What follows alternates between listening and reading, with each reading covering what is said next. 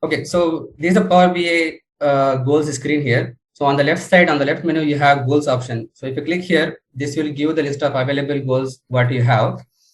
And let's click here. So this is the home screen of the goals hub.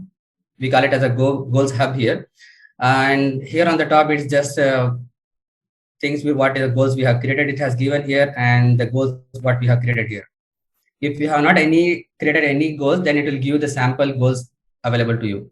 So if you want to create a first scorecard, then you need to create a scorecard. We can give it a name here, like for an example, balance scorecard.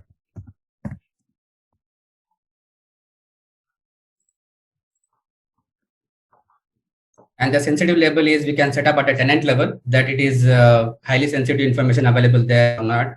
This is actually not a mandatory one. And the workspace here, we can create a new workspace or we can add it into existing workspace.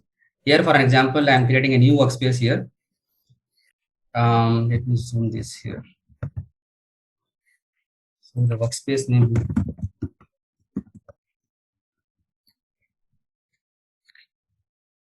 Okay. So by default, this one will go into Power BI Premium per user, confirming that will create a both Power BI Premium per user workspace and a scorecard in the workspace. Yeah. So if I click on Pro here, confirming that will create a both workspace and a scorecard in the workspace. So it gives this message here as it is available on the Pro, but as per the documentation, it is not available in Pro license because this is still in preview. Maybe they will give an option to create everything in Pro itself. But there is no proper documentation available as of now. So for now, I'm just creating it into Power BI Premium per user and click on create. Okay, so this is created a scorecard now. Now we need to set a goal. So clicking on new goal here, we just need to give the goal name here. For example, I'm giving as the total sales. And we can assign to a number of people whoever we want, the responsible person for that. And if you want to give a current value to that manual also, this is actually manual one. For an example, okay, let's take an example of total sales. I'll give it as name as 10,000. And if you look at the target value, I'm just setting it as a 20. Okay, and then we can also set the status here manually. So this is whatever I'm doing it right now is everything is manual goals. You can set this target as behind, and we can also set the start and due date for this one. These all are not mandatory actually. Only the goal name, current, and target are mandatory thing. So we can change the value here and setting it to be February. Okay, and click on save. So now I have created a manual goal. That's it. So let's create one data connected goals. If I click on new goals here,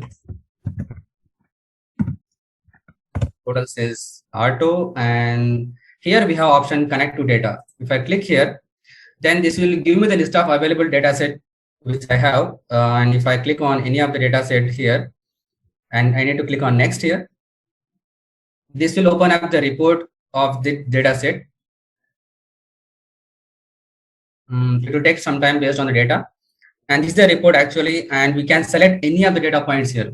So here, for an example, as a total sales, I'm selecting this KPI, this card visual, and it gives me the available filter options to whatever it has. So right now it is filtered to this calendar year, it is filtered here, and it is greater than 2010, and these are the value here. I can click on connect here.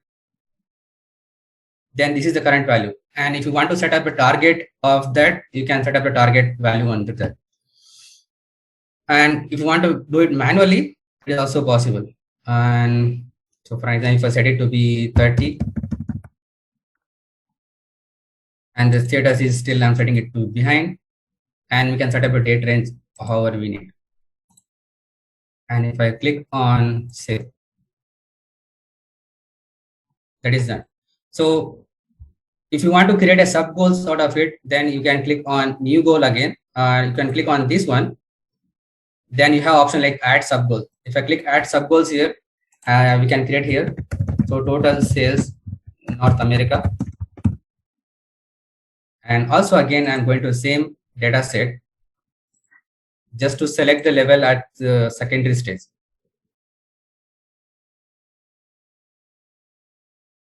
So North America, I'm selecting it here in the North America here. And if you look at here, the one more filter has been added here. And this is the value as of now and connect here. So we have this value. And for the target, if I click on connect to data, again, if you have any where we have stored the target value, we can connect the same way. And here, for example, I set it to be 50 and stated it at risk and save. Okay. So these are the goals which we have created now.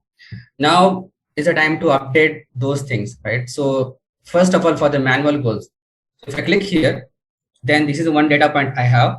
And if I want to update any value here, there is an option here, new check-in. If I click here, then it will give us the option to select here. You have selected, let me zoom this here.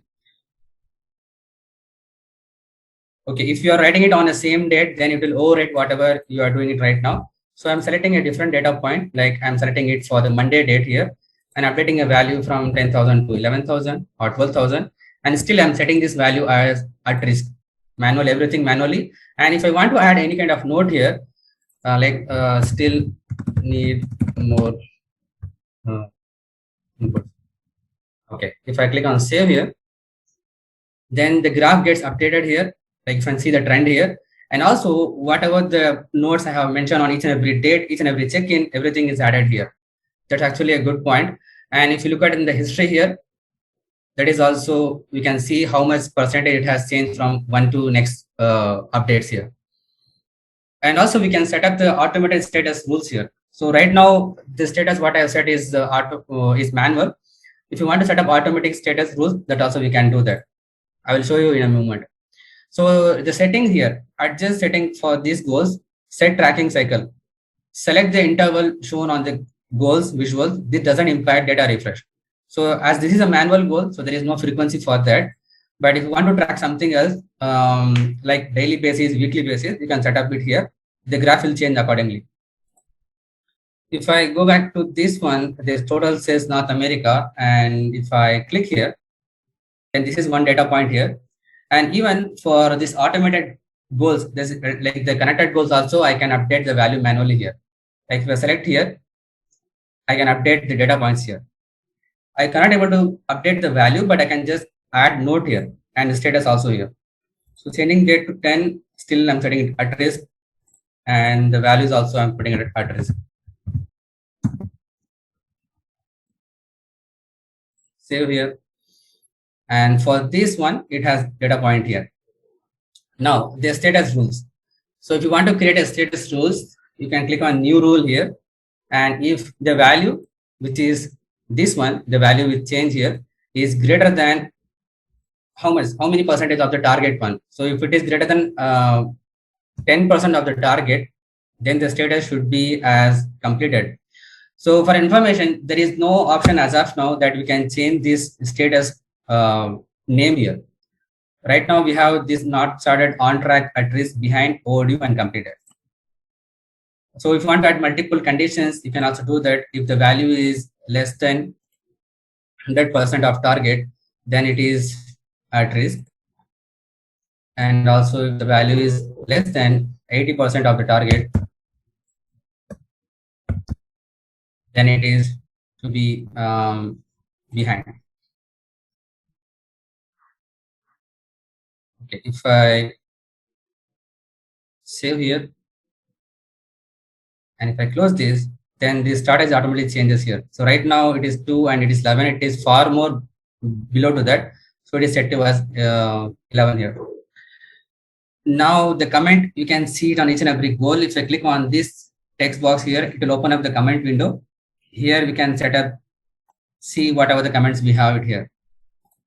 And also the good point about this one of the connected goal is right now, let me give you an example here. Right now, whatever we are doing it here, it's an edit mode. So if I click on read mode here, this is how the end user will look like. And if they want to add an edit, they can also do that. So for the manual goals, there is no option. They can just able to update the record if they have an access. Like if I change the value from 12 and change this to 15, status to be at risk for an example, or on track, and save as on track. Save. So now you can see this changes, and still it is behind. And if I refresh this browser now, the progress bar should update here. It's not updating here. Yeah, if I edit this one again, and if I click here and set the tracking cycle, I'm setting it to be daily here, and click on track and close, and refreshing it again. It has to show a progress bar here. I'll show you that. Okay, so for the connected goals, there is an option of this report symbol here, but for the manual goals, there is no option here. If you click here, this will directly go to that report, and you can view the report to the exact data point, what we have selected over there. See, it is selected here, and whatever filtration we have done, it is filtered here. That is for this data point, and this is for this one. And on the top, we have these filter options, so we can filter all those things here. If it is click on any of the buttons, then it will filter those goals here. Okay, so what we have now. So let me show you the one which I have already created here. So for an example, this one, Adventure Works goals.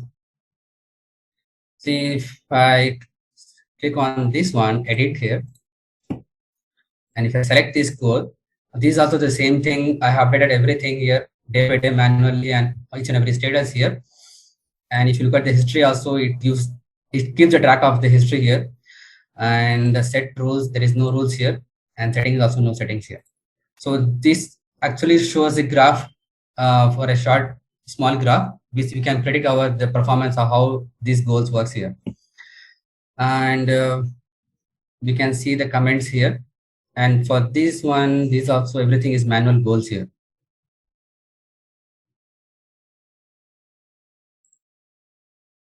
Now regarding the permissions. So basically, when you are in edit mode, you have this option like settings. If you click here, then on the details, you have permission options. In permission, you have this option, view and update all. So by default, it's a view all to everyone. So if you click here, then this will open up a window here with give the list of available goals which you have. Like I said just before, that workspace level goal access is different from the goal level access. So if you want to give a permission to someone, then you can create a new role here, and you can assign that role to those people here. So for an example, if I want to give option to update the current value, and they want to update the status alone, then I can click on the status here, and I can give the name of the goals here. For example, status update. So this actually creates updates the role here. And if you want to add a role, you can click on add a role, and this is actually notes update. They can just able to update the notes on each and every goal, and they can't able to do like a current update, value update, and status update.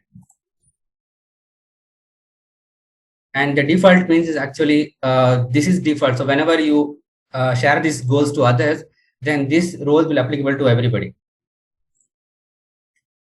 Either you can share these goals manually by clicking on the share button on the top and add the email ID for those users, or you can also share those users. You can chat it also in the Teams.